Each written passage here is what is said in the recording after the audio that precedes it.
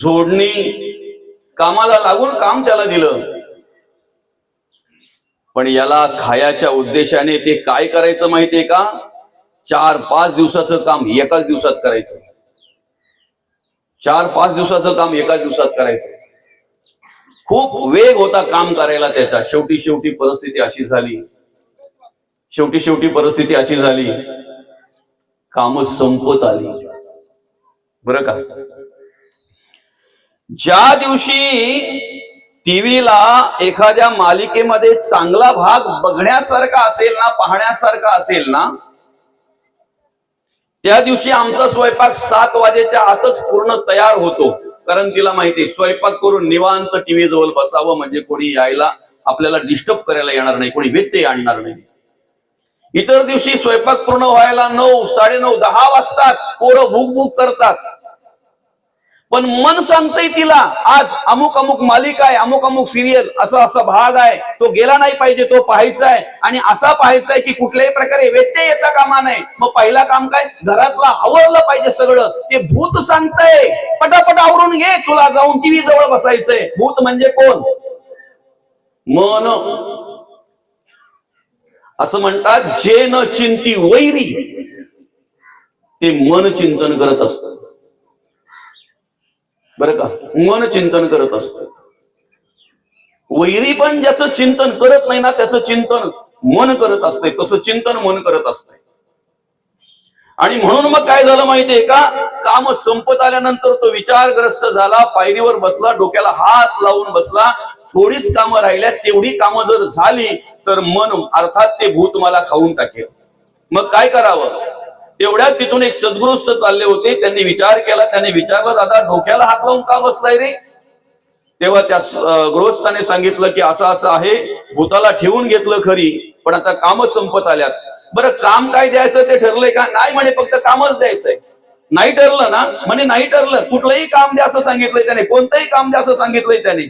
अरे मग तुझं काम संपत आलं एवढंच आहे ना, त्याला कामच द्यायचं आहे ना. मग एक काम कर ना, तुझं काम संपलं की तुझ्या घराजवळ एक लोखंडी पोल आहे. त्या भूताला काय सांगायचं? वरती चढायचं, नाक घासायचं, खाली उतरायचं, नाक घासायचं, वरती चढायचं, नाक घासायचं, खाली उतरायचं, नाक घासायचं. तुझं दुसरं काम तयार होईपर्यंत त्याला ते काम द्यायचं.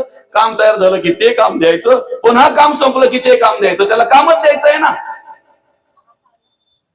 जेव्हा हे काम त्या भूताला दिलं ना, तेव्हा ते भूत पण विचार करायला लागलं की माझ्यापेक्षा पुढचा निघाला हा, माझ्यापेक्षा पुढचा निघाला. त्याला एकांतात जर तुम्ही ठेवलं ना, रिकाम जर ठेवलं तर ते खातंय माणसाला. भूत म्हणजे मन. मनाला एकटे नका ठेवू तुम्ही. एकदम साधा आणि सोपं आपल्या रोजच्या जीवनातलं एक उदाहरण तुम्हाला सांगतो. ज्याला मानसिक त्रास झालाय ना, मनाचा आजार ज्याला झालाय ना, त्याला डॉक्टर लोक त्याच्या घरात त्यांना काय सांगतात माहितीये का? याला एकट्याला ठेवू नका. बरोबर आहे ना? आणि त्याला असं मोकळं ठेवू नका, काहीतरी काम द्या त्याला. त्याला गुंतवून ठेवा, त्याला गुंतवून ठेवा. मग त्यासाठी त्याला काहीतरी दिलं जातं. हे वाचून घे, ते वाचून घे, असं कर, तसं कर, हे करायचंय, ते करायचंय. त्याला ज्या वेळेला आम्ही गुंतवून ठेवतोय ना, तेव्हा त्या कामामध्ये ते गुंतलेलं असतंय. काम संपलं की ते आम्हाला खातंय, आम्हाला खायला सुरुवात करतंय. एकदा मनाला तुम्ही रिकामं ठेवलं ना की कधीच काय आठवेल ते सांगू शकत नाही. 10 वर्षाची भांडण उकरून काढतंय ते. 15 वर्षापूर्वी घरात काय नवरा बायकोचे झालेलं ते आठवतंय, ते आठवण करून देतंय. आणि पुन्हा एकदा खटके उडायला सुरुवात होते. म्हणून त्या मनाला रिकामं ठेवू नका, मोकळं ठेवू नका. काम द्या. काय काम द्या? जसं त्या भूताला दिलं की नाही वर चढायचं, नाक घासायचं, खाली उतरायचं, नाक घासायचं, तसं आपल्या मनाला फक्त हातात स्मरणिका द्या. थकल्याशिवाय राहत नाही, थकल्याशिवाय राहत नाही, कंटाळा आल्याशिवाय राहत नाही. त्याला थकवा तेव्हाच येतो, त्याला थकवा तेव्हाच जाणवतो. खरंय की खोटं आहे? माऊली, पत्ता खेळणारा कधी झोपल्याला तुम्ही बघितलंय का? पत्ता कधी खेळतात लोक? जास्त करून रात्री की दिवसा? अधिक करून रात्री. झोपण्याच्या वेळी माणूस पत्ता खेळत असतो, पण झोपण्याच्या वेळी पण त्याला जागा ठेवतात. कोण? विषय, विकार, वासना, त्याचे विचार झोपण्याच्या वेळी जागे ठेवतात. तुम्ही मस्त निवांत झोप घ्या, पूर्ण झोप झाली पाहिजे तुमची. सकाळी उठा, आंघोळ करा मस्त, की आंघोळ केल्यानंतर चहा पाणी झालं की मग स्मरणिका घेऊन नामस्मरण करायला बसा. तुम्हाला सकाळी झोप येणार. झोप पूर्ण झालेली असताना सुद्धा तुम्हाला झोप येणार. मन तिथेच थकतय, मन तिथेच पेंगाळतय. जिथे हिताचं आहे ना, जिथे आमच्या सद्गतीचं आहे ना, तिथेच मन थकलं जातंय. आणि मनाला थकवण्याची जागा फक्त एकच आहे. मनाला शांत निवांत करण्याची जागा एकच आहे. मनाला स्थिर करण्याची जागा एकच आहे. परमार्थ भक्ती, देवाचं नामचिंतन. स्थिर करता येतंय मनाला, बरं का. आणि म्हणून मग भगवंत म्हणतात काय, मन मयेव मन अदत्स्व मय बुद्धी निवेशय हा निवेशेष श्री मयव तरुद्वन संशय. मला मन अर्पण करा, बरं का. मन प्रसन्न करून घ्यायला विशेष काही लागत नाही. मनाची कृपा तुमच्यावर व्हावी असं वाटत असेल तर फक्त मनासारखं राहा, मनासारखं वागा, मनासारखं जगा, मनाची कृपा होते, काही लागत नाही. पण देवाची कृपा व्हावी असं जर वाटत असेल तर मनासारखं नाही, देवासारखंच झालं पाहिजे. कारण मनासारखं होऊन देवाची कृपा कधीच होत नाही. आमच्या मनाला काय आवडतंय, मनासारखं वागून देवाची कृपा कधीच होत नाही. मनाची कृपा सहज माणसावर होते, देवाची कृपा व्हावी त्यासाठी आम्ही मनासारखं वागून जगणार नाही, मनासारखं कार्य करून जमणार नाही. त्यासाठी आम्ही देवासारखंच वागलं पाहिजे. देवाला आवडतील अशीच कर्म केली पाहिजे, देवाला आवडेल असं जगलं पाहिजे आम्ही, बरं का. बरं, मन हे सर्वांकडेच सारखं असतंय, बरं का माऊली. मन आहे ना सर्वांकडे सारखं असतंय. फक्त त्याच्याकडून काय कर्म करून घ्यायची किंवा त्याच्याकडून कुठल्या प्रकारे त्याला कुठल्या विचारामध्ये उभं करायचं हे आमच्यावर आधारित आहे. हे आम्ही ठरवायचं असतंय, आम्ही ठरवायचं असतंय, बरं का. आम्ही ठरवायचं असतंय. मला सांगा, अज्ञानी माणसाला मन फसवतंय, ज्ञानी माणसाला फसवत नाही का? ज्ञानी माणसाला मन फसवत नाही.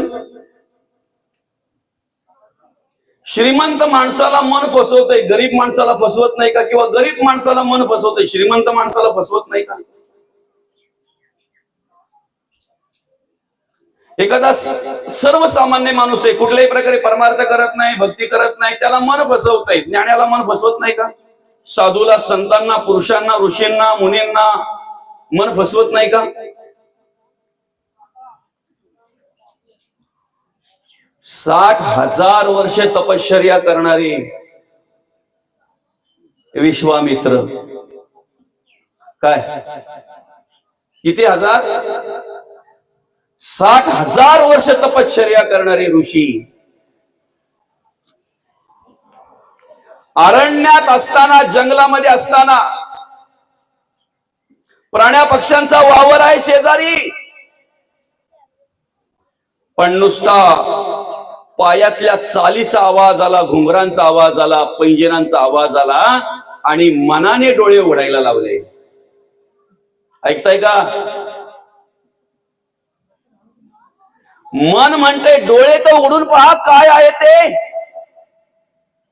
एक मनात विचार यायला पाहिजेत होता, एक अंतःकरणामध्ये विचार यायला पाहिजेत होता की मी जंगलामध्ये बसलोय, अभयारण्यात बसलोय, सगळीकडे प्राण्या पक्ष्यांचा वावर आहे, मग हरिण तर चाल बांधून येणार नाही, कोल्हा तर पैंजण घालून येणार नाही, बेकर तर घुंगरू बांधून येणार नाही. मग ज्या ती पैंजणांचा, चालीचा, घुंगरांचा आवाज येतोय म्हणजे डोळे न उघडलेलंच बरं ना. मन बोलतोय कुठं आखं डोलं उघडायचंय, थोडस उघडून तो बघ, थोडंच उघड ना. थोडे डोळे उघडल्यानंतर सर्व कधी उघडले पत्ता लागला नाही. आणि दुर्दैव एवढं की उघडलेले डोळे पुन्हा मिटता आले नाहीत. मन आहे ना, इंद्रिय आहेत ना, विषय आहेत ना, हे कोणाकडूनही कोणत्याही वेळेला काहीही करून घेऊ शकतात, बरं का. काय झालं माहितीये का माऊली,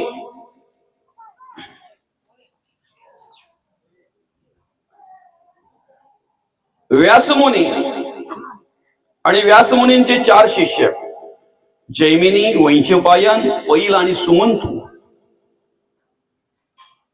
यापैकी जैमिनी समोर होते बरं का. आणि लिखाणाला सुरुवात केली होती, लिखाण चालू होतं. त्या ठिकाणी लिहिता लिहिता व्यासमुनी सांगत होते आणि सांगता सांगता एक संस्कृत मध्ये श्लोक आला. त्याचा भाषांतर असा आहे की ज्या पद्धतीने अज्ञानाला इंद्रिय फसवितात, ऐकताय ना, ज्या पद्धतीने अज्ञानाला इंद्रिय फसवितात त्याच पद्धतीने ज्ञानाला सुद्धा इंद्रिय फसवू शकतात. ज्या पद्धतीने अज्ञानाला मन फसवतय त्या पद्धतीने ज्ञानाला सुद्धा मन फसवू शकतंय. आणि लगेच तिथे स्टॉप झालं लिहिणं. जैमिनी थांबला. ऐकताय का? महाराजांना म्हणतोय महाराज व्यासमुनींना, थांबा, सगळं काही बरोबर आहे, पण हे माझ्या मनाला पटत नाही. काय? अज्ञानाला इंद्रिय फसवतात ठीक आहे, पण ज्ञानाला सुद्धा? म्हणजे तो स्वतःला कोण समजत होता? काय? आणि जो स्वतःला ज्ञानी समजतोय तो ऐकण्याच्या स्थितीत नसतो, तो त्याच्या अभिमानातच असतो. तो महाराजाकडे पण असा बघतो का जसं काही याला काय समजतंय का नाही समजताय का, त्याचं ते पानं आणि त्याची ती नजर बिजर अशी फार अगदी वेगळीच असते बरं का. त्याच्या चेहऱ्यावर असं स्मित हास्य नाही दिसणार, एकदम गंभीर. म्हणजे त्याला समजतंय की नाही समजतंय असं पण काही दाखवत नाही तो. महाराजाला वाटतंय राग आहे काय याचा माझ्यावर काही, बरं का. पण असं काही नसतं, काहींचा स्वभाव तो तसा असो. काय थांबवलं तिथे, थांबा म्हणे, हे माझ्या मनाला पटत नाही. व्यासमुनी तिथेच थांबले. जैमिनी म्हणतोय अज्ञानाला ज्या पद्धतीने इंद्रिय फसवतात त्या पद्धतीने ज्ञानाला कधीही इंद्रिय फसवू शकत नाही, कधीच नाही. कारण त्याला जाणीव असते, त्याच्याकडे ज्ञान झालेलं असतंय. जैमिनी म्हणतोय. व्यासमुनी तिथेच थांबले आणि व्यासमुनींनी काय सांगितलं माहितीये का? जैमिनी, 2 दिवस जरा मी बाहेर जातोय कामानिमित्त, आपलं मठ सांभाळायचं बरं का. 2 दिवस तू मठ सांभाळायचं. मग तिकडनं आल्यावर बघू आपण पुढे काय लिहायचं ते, पुढे काय लिहायचं ते तिकडनं आल्यावर पाहू आपण. पण 2 दिवस मठ तू सांभाळायचं बरं का. झालं.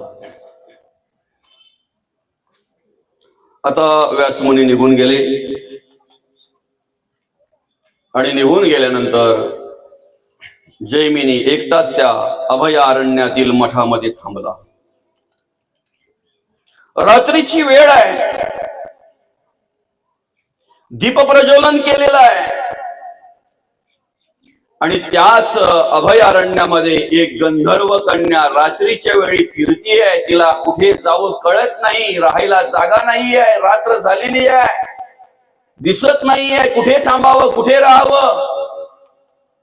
तेवढ्यात तिची नजर गेली त्या मठातील त्या पेटलेल्या दिव्याकडे. लांब वरून पेटलेला दिवा दिसल्यानंतर तिच्या मनाची एक समजूत झाली किंवा तिच्या मनाला कळलं, ज्या अर्थी उजेड दिसतोय त्या अर्थी या जंगलामध्ये, या अभयारण्यामध्ये काहीतरी आहे. आणि म्हणून त्या दिव्याच्या प्रकाशाकडे निघाली. दिव्याच्या प्रकाशाकडे पाहून निघाल्यानंतर ती मठाजवळ आली, आवाज दिला, दादा कोणी आहे का इथे? जैमिनी बाहेर आले. सुंदर श्री, सुंदर मुलगी आहे, तरुण आहे, रूपवान आहे. हात जोडले. बरं का. काय म्हणता? दादा मी इकडे फिरतीये, रात्र झाली मला या अभयारण्यामध्ये, रात्रीच्या वेळी कुठे जावं कुठे राहावं काही कळत नाही. मला रात्रभर निवारा मिळेल का, इथे थांबायला मिळेल का? हो म्हणे, थांबू शकतात, तुम्ही थांबू शकतात. थांबायचं म्हटल्यानंतर मग जैमिनीने सांगितलं, तुम्ही इकडे आतमध्ये मठात आराम करा बरं का, मी बाहेर पडतो इकडे. त्या मुलीने हात जोडले आणि सांगितलं, नको, मी बाहेर बरी आहे, मी बाहेरच थांबते, मला थोडा निवारा भेटला बस झाला, मला राहायला जागा मिळाली बस झाली, तुम्ही मठामध्ये आराम करा, मी बाहेर थांबते. जैमिनी म्हणतायत, तुम्ही मुलगी आहात, सुंदर आहात, तरुण आहात, एकटे आहात, आतमध्ये पडा, आतमध्ये झोपा, आतमध्ये आराम करा, मी बाहेर झोपतो. काही केल्या जैमिनी ऐकत नाही, म्हणून ती मुलगी आतमध्ये गेली, पांघरून टाकलं, आराम करायला त्या ठिकाणी पडली. जैमिनी बाहेर आला, त्याने सुद्धा आराम करायला पांघरून टाकलं, त्या ठिकाणी आराम करण्यासाठी पडला. विचार करायला लागला, मी एकटा आहे, ती एकटी आहे, मी तरुण आहे, ती तरुण आहे, बरं का. आणि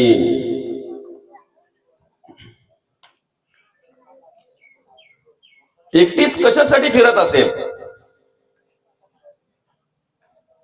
बरं, तिकडे झोपलेली आहे खरं, पण अंगावर पुरेपूर आहे की नाही एकदा विचारून यावं. जैमिनी उठला, आतमध्ये गेला आणि विचारलं, म्हणे थंडी वगैरे जास्त काही लागते का तुम्हाला, अजून अंगावर काही पाहिजे का तुमच्या? म्हणे नाही नाही, बस झालं, पुरे झालं, हे आहे भरपूर झालं. तेवढं ऐकलं, पुन्हा येऊन इकडे पडला, झोपला नाही, झोप काही लागत नाही, झोप काही लागत नाही. आता तेही सांगायला पाहिजे का? पुन्हा उठला आणि तिथे गेला आणि मग विचारलं, म्हणे तुम्हाला रात्री काही पाणी बिणी प्यायची सवय आहे का? झोपेतून उठल्यावर किंवा मध्यरात्री पाणी देऊ का तुम्हाला, इथे आणून एखादा तांब्या ग्लास? नाही नाही म्हणे, मी एकदा झोपले की झोपून जाते, कुठे पाणी बिणी प्यायला उठते, नाही, काय आवश्यकता नाही. ऐकलं, पुन्हा आला, इकडे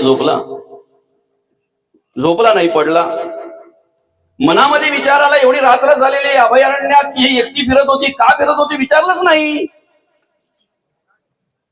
आणि म्हणून पुन्हा एकदा गेला जैमिनी, त्या ठिकाणी त्या मुलीला विचारतोय, एकट्याच फिरत होतात, रात्र झालेली आहे अभयारण्यामध्ये, का बरं?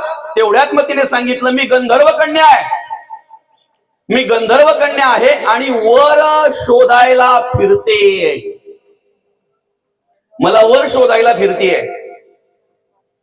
तिचं ते बोलणं, तिचं ते पाहणं, तिचं ते असं म्हणतात श्रीच्या नजरेत सुद्धा जादू का काय बोलतात ते.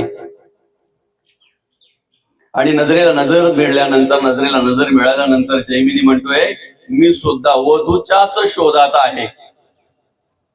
काय म्हणतोय जैमिनी?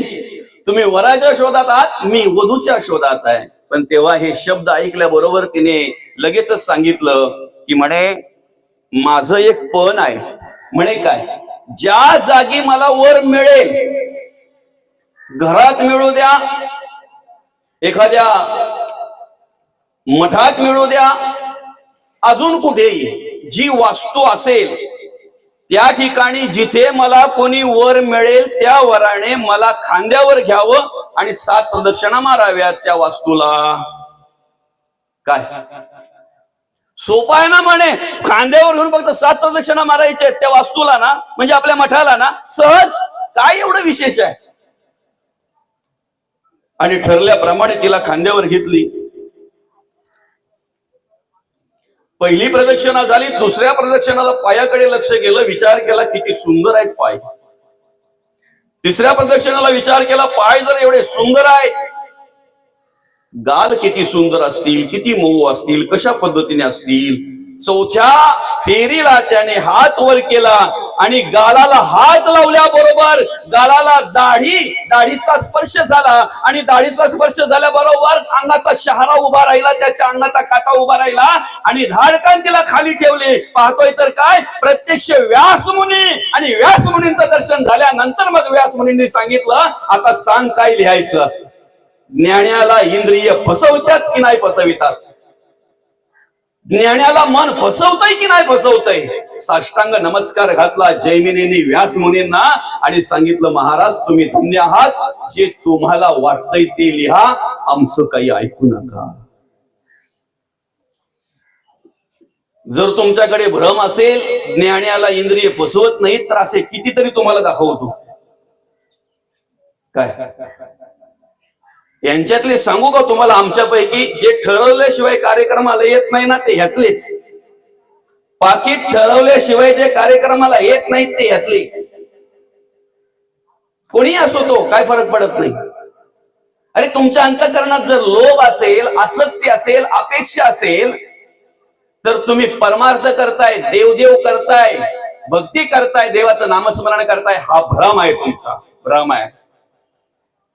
जी सेवा वाट्याला आली ती सेवा प्रामाणिकपणे केली पाहिजे, गेलं पाहिजे. सेवा झाल्यानंतर जे मिळेल तो प्रसाद म्हणून स्वीकारला पाहिजे. याला देवपूजा म्हणतात, याला देवकार्य म्हणतात, याला देवाचं नामस्मरण म्हणतात. बरं का, परमार्थ बाजूला राहिला हो, चाललंय ती सगळी शोशाईने, मोठेपणा फक्त मिरवला, भंपकगिरी. बरं का, काय परमार्थ करतोय आम्ही, काय देवपूजा कळते आम्हाला, सांगा ना, काय देवपूजा कळते आम्हाला. काय मोठमोठे सप्ते आम्ही आयोजित करतो, हरिनाम सोहळे आयोजित करतोय, नारळना शाळ कोणाला देतो रे, कोणाचा सत्कार करतोय आम्ही. जे आंथऱ्या उचलतात त्यांचा, जे आंथऱ्या टाकतात त्यांचा, झाडू मारतात त्यांचा, बिचारे कुठल्या कोपऱ्यात असतात पत्ता पण लागत नाहीत आम्हाला. 2 मिनिटासाठी येतात, जरा भेट देतात, लगेच त्यांना शाल, लगेच त्यांना श्रीफल, लगेच त्यांना पुष्पगुच्छ. अरे कधीतरी जे सकाळपासून संध्याकाळपर्यंत त्या जाळीच्या जवळ शेत खाऊन आपल्यासाठी प्रसाद तयार करतात ना, महाप्रसाद तयार करतात ना, कधीतरी त्यांचाही विचार करा. जे खऱ्या अर्थानं चटई टाकण्यापासून तर उचलण्यापर्यंत सेवा करतात ना, जे झाडलोट करतात ना, कधीतरी त्यांचाही विचार करा. ज्या दिवशी आम्ही परमार्थ करत असताना आमच्या अंतःकरणामध्ये त्यांचा विचार येईल ना, त्या दिवशी खऱ्या अर्थानं आमच्याकडून परमार्थ भक्ती घडल्याशिवाय राहणार नाही, परमार्थ भक्ती घडल्याशिवाय राहणार नाही. मला सांगा माई माऊली,